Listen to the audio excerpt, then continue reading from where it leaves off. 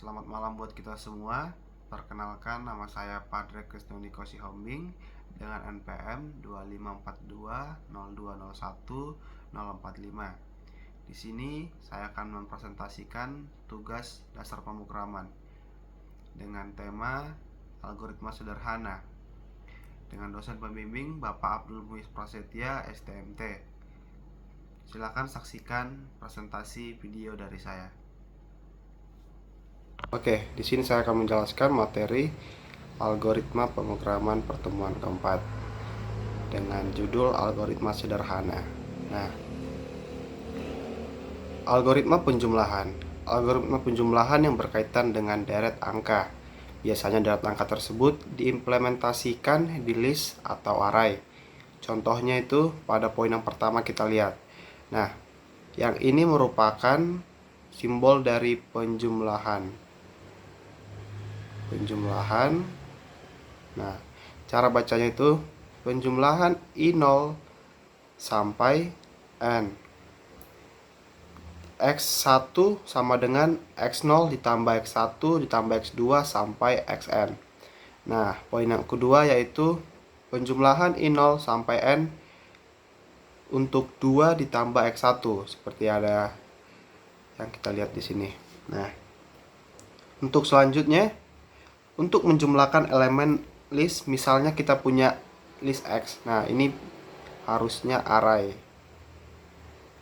Nah, misalkan kita punya array yang berisi 12, 34, 23, 1, dan 3.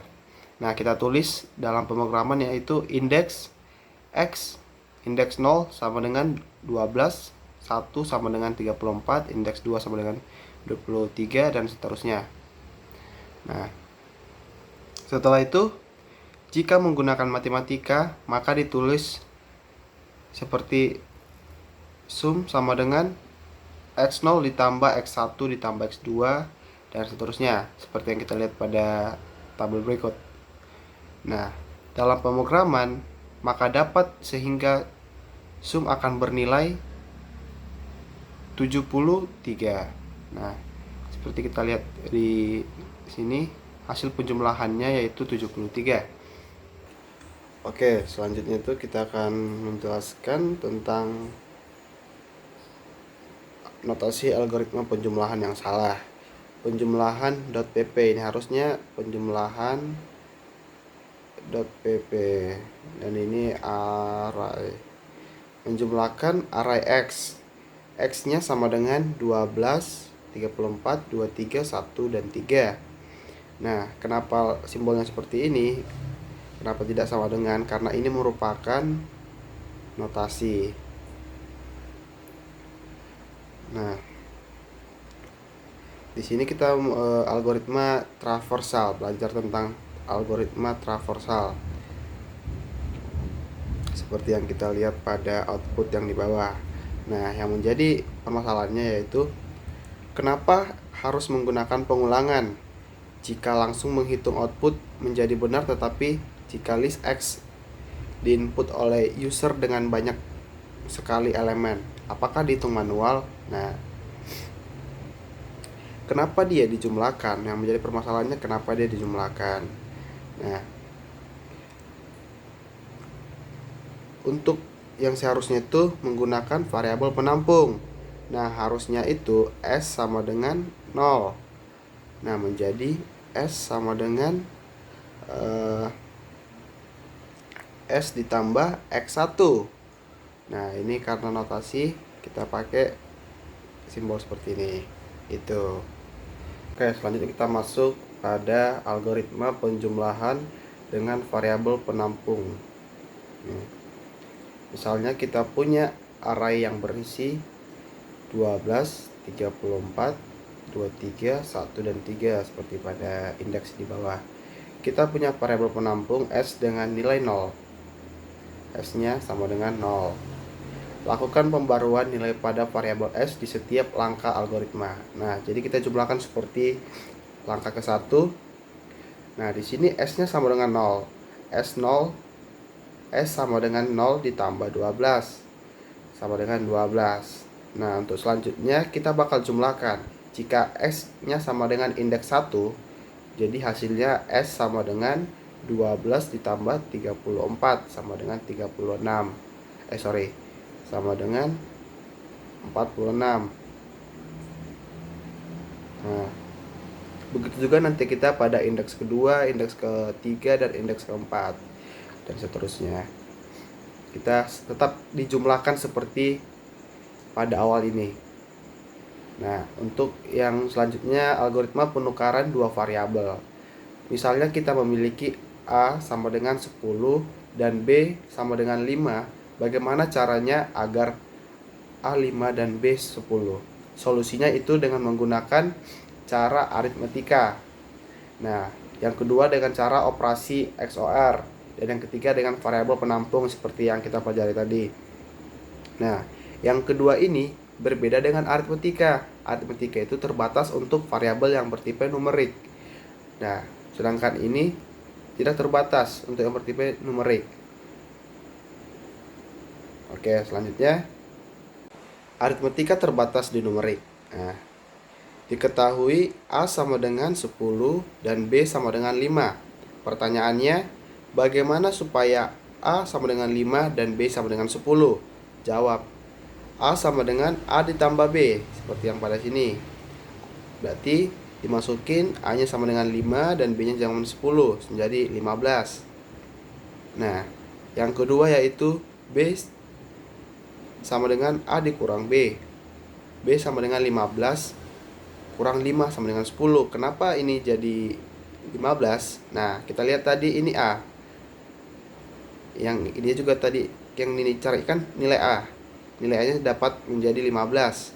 Nah, kita masukkan menjadi A-nya ini menjadi 15. Jadi A-nya ini 15. Nah, 15 dikurang 5 sama dengan 10. Begitu juga yang di bawah. Kita dapat A-nya sama dengan 15 dan B-nya sama dengan 10. Jadi kita masukkan A sama dengan 15 dikurang 10 sama dengan 5. Nah, gitu dia cara penjumlahannya. Oke, sekarang dengan solusi XOR swap. Ide dasar XOR swap itu terjemahkan nilai ke dalam bentuk biner. Otomatis dilakukan untuk menggunakan operasi berbasis bit. Kemudian lakukan operasi XOR. Contohnya, X sama dengan 10 dan Y sama dengan 3. Nah, solusinya itu X sama dengan X. Ini bukan pangkat ya. Ini bacanya XOR. X sama dengan X X XOR Y. Dan ini bukan, maaf, ini salah, ini Y. Y sama dengan X XOR Y. Dan yang ketiga yaitu X sama dengan X XOR Y. Nah, sebelumnya yang 10 ini kita ubah dulu, terjemahkan nilai ke dalam bentuk biner yang ini. Contohnya 2 pangkat 0, 2 pangkat 1, 2 pangkat 2, dan 2 pangkat 3. Nah, ini sama ini 2 pangkat 0. 1, ini 2, ini 4. Ini 4, ini 8. Nah, itu jika dibuat kebilangannya menjadi 1 0 1 0. Oke. Nah, di sini 0 jadi 0 dan ini 2, ini 0, ini 8. Jadi ditambah menjadi 10. Seperti X sama dengan 10. Nah, yang selanjutnya itu di sini bisa kita terjemahkan menjadi 1 XOR 1 itu sama dengan 0, dan 0 XOR 0 itu sama dengan 0. Ini sama aja lambangnya. Ini juga menandakan bahwa ini XOR. Nah, 1 XOR 1 itu 1 XOR 0 itu sama dengan 1, dan 0 XOR 1 itu sama dengan 1. Nah, kita lihat pada tabel yang di atas. 1 XOR 0 sama dengan 1, 0 XOR 0 sama dengan 1, 0 XOR 0 sama dengan 1 ya. 1 XOR 0 1 XOR 1 sama dengan 0, 0 XOR 1 sama dengan 1. Hasilnya itu jadi 1, 0, 0, 1. Ini dapat Y-nya. Dan yang X-nya kita buat seperti awal tadi yang seperti ini. Menjadi Y-nya itu menjadi 1, 0, 1, 0. Seperti itu juga yang bagian bawah X-nya. Oke. Selanjutnya selanjutnya kita menggunakan solusi variabel penampung umum. Nah, poin pertama itu membuat variabel dummy sebagai penampung. Contohnya menukar X sama dengan 10 dan Y sama dengan 3. Solusinya tem sama dengan X sama dengan Y, dan Y sama dengan tem. Nah, untuk dua cara yang sebelumnya kita tidak perlu menggunakan variabel. Kali ini kita menggunakan 3 variabel. Ada X, ada Y, dan ada tem. Nah, X-nya itu sama dengan 10, Y-nya 3. Kita lihat di solusinya tem sama dengan X, berarti temnya itu sama dengan 10.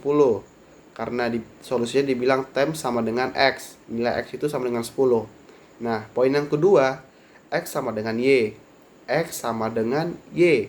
Berarti ini kita coret menjadi 3. Nah, untuk yang Y sama dengan tem, berarti Y sama dengan tem. Y-nya ini berarti 10. Nah, yang menjadi pertanyaan, apakah dia bisa dibalikkan seperti tem menjadi tem sama dengan Y? Jawabannya itu boleh. Berarti tem sama dengan Y, temnya sama dengan 10. Begitu juga untuk seterusnya. Y sama dengan X. Y-nya itu berarti sama dengan X. Berarti Y-nya sama dengan 3, seperti yang di sini. Nah, begitu untuk seterusnya.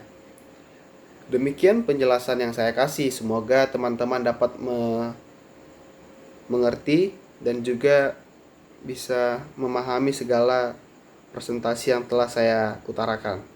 Demikian penjelasan dari saya ucapkan terima kasih.